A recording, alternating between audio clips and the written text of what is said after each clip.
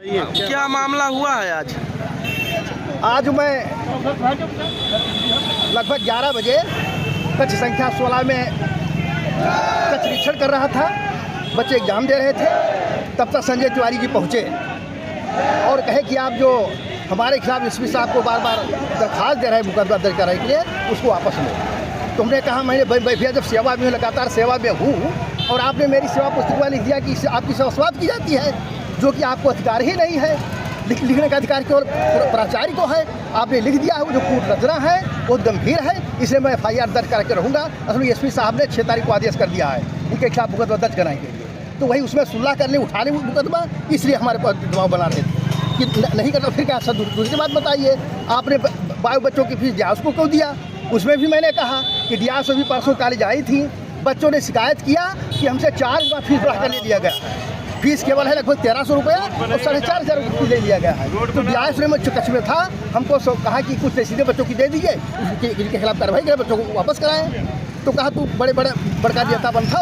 हमने कहा भैया जब बड़का नेता इसमें हम क्या बन रहा है, वह हमारे खिलाफ आपने लिखा, डियास ने हमसे कहा, तुमने रिपोर्ट को दिया, इतना कहे फिर कहना अब मुकदमा ना, अब तू 3 से 2 का मुकदमा लिखवाओ। मुका थप्पड़ से मार लेगा क्लास में। बच्चे हमारे हमको बचाए, फिर हमको खींच करके बाहर ले आए, बाहर भी हमको मारने लगे। तो बाहर पूरा स्टाफ बरस दिया, तो पूरा स्टाफ पूरा कॉलेज हमारी गवाही है।